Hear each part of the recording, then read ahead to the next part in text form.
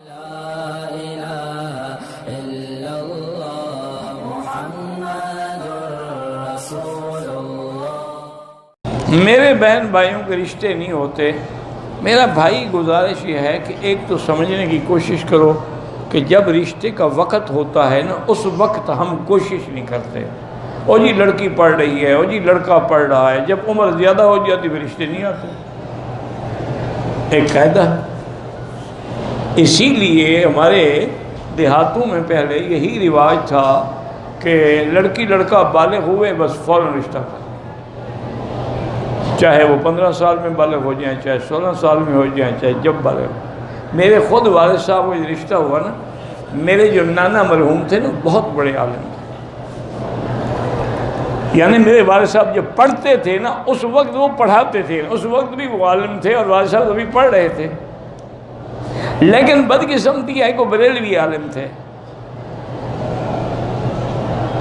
اور میرے والد صاحب دیوبند سے پڑھ کے آئے، جوانی بھی تھی، تازہ علم بھی تھا، تو آپ جناب تقریریں کرتے ان کے خلاف، اور وہ اتنے بڑے عالم تھے اور متقی پرہیزگار اور اتنا خوبصورت آدمی تھا۔ میں نے تو نہیں دیکھا اپنے نانا کو، لوگ کہتے ہیں جو زندہ ہے وہ کہتے ہیں کہ حضرت کپڑا سر پہ چہرے پہ ڈال کے بیٹھتے تھے، باہر جاتے تھے تو ایسے تھوڑا سا کپڑا کھینچ دیتے تھے چادر کا کہ کوئی لڑکی یا عورت دیکھ کے فتنے میں مبتلا نہ ہو جائے۔ اتنا خوبصورت آدمی تھا۔ بہرحال قصہ یہ ہے، والد صاحب فرماتے ہیں کہ میں بیٹھا ہوا تھا، اس وقت ہمارے غربت کی انتہا تھی، یعنی وہاں مسجد کے ساتھ جگہ تھی، اسی کے اندر وہ تھوڑا بہت ساگ واگ لگا لیتے تھے، وہ اسی پہ گزارا ہوتا تھا، طلباء کا بھی اور والد صاحب کا بھی۔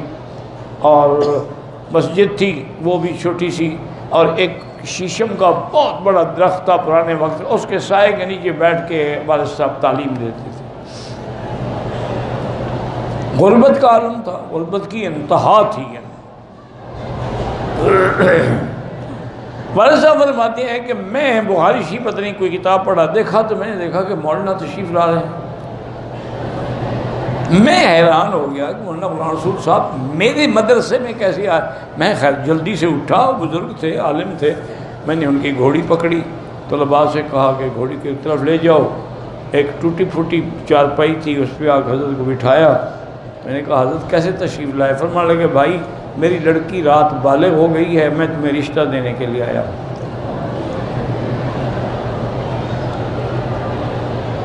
میں نے کہا حضرت کیا کہہ رہے ہیں آپ؟ ٹھیک ہیں، ہوش میں ہیں؟ کیوں کیا ہو گیا؟ میں نے کہا حضرت آپ تو مجھے کافر کہتے ہیں کہ دیوبندی ہے اور یہ کافر ہے اور یہ وہابی ہے، کافر کو لڑکی دینے آئے ہیں آپ؟ کہہ رہے ہیں شرم نہیں آتی؟ میں تمہارے پاس چل کے آیا ہوں، اب میں اپنی لڑکی کسی جاہل کو دے دوں؟ ٹھیک ہے تم وہابی ہو تو ہوتے رہو، لڑکی تو میں نے عالم کو دینی ہے نا کسی کو، اور یہاں اور عالم ہے کوئی نہیں، بس کل آ جاؤ اور نکاح کر کے اپنی بیوی کو لے جاؤ۔ یہ لوگ تھے۔ حالانکہ اس وقت بھی ہمارے نانا جو تھے وہ اس زمانے کے لکھ پتی لوگوں میں شمار ہوتے تھے، لاکھوں روپے انہوں نے لوگوں کو دیے ہوئے تھے تجارت کے لیے۔ الحمدللہ اکثر تو کھا گئے، کسی نے شاید واپس بھی کر دیے ہوں، جو ہم نے سنا ہے، اور ہمیں تو پتہ کوئی نہیں ہے۔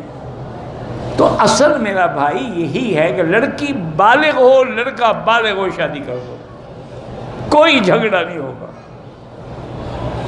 اور دوسری بات یہ ہے کہ آئیڈیل نہ ڈھونڈے کرو کہ جی ایسا لڑکا ہو، قد اتنا ہو، سمارٹ ہو، پکا بے حیا ہو، لباس انگریزی پہنتا ہو، کھانا انگریزوں کی طرح کھاتا ہو، دین کے قریب نہ جاتا ہو، کبھی کبھی شراب بھی ڈرنک کر لیتا ہو، تو ایسے رشتے ڈھونڈو تو پھر تو وہ تو نہیں ملیں گے جناب۔